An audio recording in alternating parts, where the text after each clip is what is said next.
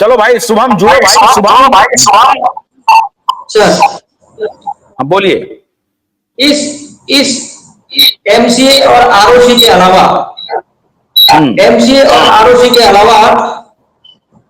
उन supreme court के जज राधा कृष्णन जी का भी क्यों उनको आरोपी नहीं बनाया जाए? राधा कृष्णन जी और जगदीश सिंह हेडगेवार साहब। सुनिए जस्टिस खेहर के खिलाफ तो मैंने उनको कार्यक्रम किया। मैंने कहा कि जस्टिस खेहर के खिलाफ कंटेम्प्ट ऑफ कोर्ट चलना चाहिए। मैंने कहा है ये बात। मेरा पहला कार्यक्रम सहारा को लेकर के यही था कि जस्टिस खेहर के खिलाफ आप जेल भेज देना नहीं था, आपको करना था भाई कि आपको पैसा दीजिए, इतने दिन में आप कमेटी गठित करते और बोलते कि अगर निवेशक का पैसा बर्बाद हो रहा है आप उनको पैसा दे दीजिए। जबरदस्ती जेल भेज रहे हैं, और जेल भेज रहे हैं उनको सारी सुविधा भी दे रहे हैं। ये क्या चल रहा है भाई? सहारा श्री जेल में जेल नहीं भुगते हैं, एक बात ध्यान रख लीजिए साहब। वो जेल में जेल की तरह नहीं रहे, नाम कैदी की तरह। उनका पूरा सेक्रेटेरिएट था, सब कुछ था, उनको रखा गया था, इसमें कोई शक नहीं है। लेकिन मेरे कहने का तात्पर्य है कि आप जेल से सेक्रेटेरिएट चलवाने की अनुमति दे रहे हैं, आप बाहर में देते। बनाना रिपब्लिक थोड़ी है साहब। आप बाहर बोलते कि आप इतने दिन के अंदर ये सब काम करके आपको देना है फटाफट। लेकिन अब तो मामला दूसरा हो रहा है। मामला तो यह हो रहा है नियत का भाई, कि कैसे एक कॉर्पोरेट को बर्बाद किया गया। वो मेरे जहन से जा नहीं रहा है कि कॉर्पोरेट को बर्बाद किया गया है, इसमें भी कोई शक नहीं। आज लाखों लोग सड़क पर हैं, लाखों लोग। और ये चूंकि हमारे कार्यकर्ता बंधु या निवेशक बंधु को नहीं मालूम है, क्योंकि एक कॉर्पोरेट वॉर को मैं समझता हूं, कॉर्पोरेट वॉर को मैं बहुत शिद्दत से समझता हूं कि मुंबई में जब सुब्रत राय पहुंचे तो कैसे मुंबई के दलालों ने एक नॉर्थ इंडियन व्यवसायी को हाशिए पर धकेलने का पूरा प्लानिंग तैयार किया। और आज सेबी में क्या हो रहा है? सेबी सेंक्टोरियम है क्या? पवित्र मंदिर है सेबी क्या? आज सेबी का चेयरमैन, वो उसका हस्बैंड और चेयरमैन दोनों मिलकर के वारे न्यारे कर रहा है दोनों मिलकर के। तो इस बात से तो मैं मान ही रहा हूं कि कॉर्पोरेट वॉर छिड़ा हुआ है। लेकिन जो आप कह रहे हैं उसके सारे डॉक्यूमेंट्स दीजिए। शुभम अगर कहीं पर है, शुभम ज्वाइन करे, क्योंकि उसके पास थोड़ी जानकारी है, मैं जानना चाहता हूं। शुभम अगर कहीं पर हो लाइव में जल्दी आओ, मुझे क्लोज करना है, 1 घंटा ही आज मैं शो कर पाऊंगा। शुभम अगर कहीं पर हो तो आप ज्वाइन करो। और इस बारे में जो कन्हैया बोल रहे हैं, अगर नागेंद्र जी आपको कोई जानकारी हो तो बताइए। आपको क्या इस विषय में कोई जानकारी है नागेंद्र जी? 1 मिनट कन्हैया, मैं जरा नागेंद्र जी से पूछ लेता हूं, हो सकता है उनको जानकारी हो। नागेंद्र जी आवाज आ रही है आपको? नागेंद्र जी आवाज आ रही है सर? जितना भी आ रही है। हाँ नागेंद्र जी, हाँ नागेंद्र जी, ये चूंकि आप तो कंपनी के साथ भी रहे, पीड़ा है, इसमें कोई शक नहीं है। आज हजारों लोग हम लोग खो चुके हैं, अपना परिवार और ये सब। लेकिन ये जो बात कह रहे हैं इस पर भी थोड़ा सा ध्यान देने की आवश्यकता तो है। क्या आपका क्या कहता है, आपका विजडम क्या कहता है ये ओएफसीडी? क्योंकि कोई भी आदमी ऐसे तो है नहीं कि कहीं बाजार में चला जाएगा पैसा ले लेगा। इतना बड़ा काम करेगा, कोई रेगुलेटरी अथॉरिटी नहीं होगी, तो कोई ना कोई तो उनके पास अधिकार होगा ना। बोलिए।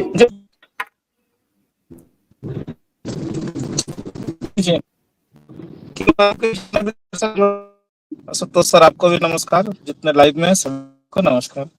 देखिए, तो 2012 में बातें बीत चुकी हैं, जिस पर अदालत मुहर लगा चुका। अब उस पर हम लोग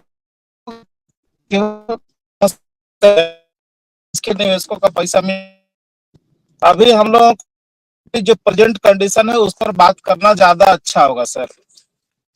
ये सब चीजें जो भी है आपको ही पता है कि जजमेंट का मोटिफिकेशन करने के लिए और उसको चैलेंज करने के लिए विभिन्न बेंचों में कई बार सुप्रीम कोर्ट में वो लगा चुके हैं, और हर बार जब भी लगाए हैं सुप्रीम कोर्ट ने रिजेक्ट किया। अभी जो करंट में जो 3, 4, 5 की जो सुनवाई हुई वो 2012 का ही वो पुनरावृत्ति है। इसमें भी इन लोगों ने नोटिफिकेशन के लिए डाला, कई जज बदले, चीफ जस्टिस साहब तक इसको देखे। तो क्या हिंदुस्तान के जितने भी अपना सुप्रीम कोर्ट के जज थे सब के सब भी गलत थे? उसके बाद में सेट गलत था, उसके बाद में जितना इंक्वायरी किया गया सब गलत था, सब का सब ही गलत है। तो मैं सही बताता कौन है? हूँ, केवल एक सहारा मिनट सुनिए इंडिया। नागेंद्र जी, सब के सब गलत हो सकते हैं। नागेंद्र जी मैं बताता हूँ आपको, एक एग्जांपल दे रहा हूँ, सुनिए ना, एग्जांपल दे रहा हूँ। हम लोग कोविड के दौरान जी, एक जी। केस लड़ रहे थे अदालत में, कोविड के दौरान, जिसमें कि ये सरकार चाहती थी कि जबरदस्ती सबको बूटी लगा दिया जाए। वो एक इंजेक्शन था जो सबको बोल रहा था कि लगाओ नहीं तो जेल भेज देंगे। सरकार का कोई आदेश, सरकार उसको क्या कर रही थी, छुप करके कुछ बोलती नहीं थी, मैंडेटरी नहीं बनाता था, लेकिन उसका डिस्ट्रिक्ट मजिस्ट्रेट था पूरे देश भर का, वो जबरदस्ती कर रहा था, स्कूल में, कॉलेज में, अस्पताल में, फैक्ट्री में, हर जगह कहता था कि जबरदस्ती लगवाओ, जबरदस्ती लगवाओ, लगवाओ, लगवाओ। हम लोग केस लड़ रहे थे। जब अदालत में गए तो रमन्ना जी थे जज, चीफ जस्टिस।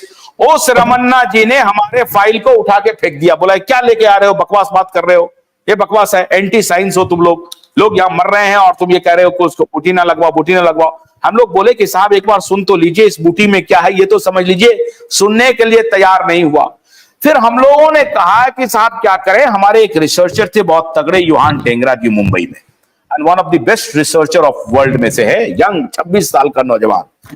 उसने ढूंढ के निकाला साहब कि इन्होंने हमारा फाइल फेंका क्यों।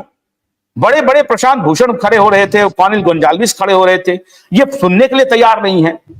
कहा खाली हम लोग कह रहे थे सुन लीजिए पैप, सुन लीजिए, सुनने के लिए तैयार नहीं था, फाइल उठा के फेंक दिया। यही चंद्रचूड़ जी थे तो बोला क्या कि नहीं हम नहीं सुनेंगे।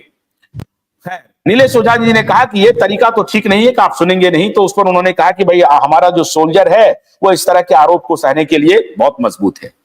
बाद में पता चला नागेंद्र जी, भारत बायोटेक जो कंपनी थी उसमें बिल गेट्स का 70-80% का स्टेक है, और उस कंपनी का 90% शेयर रमन्ना की मां का है, चीफ जस्टिस रमन्ना की मां का है।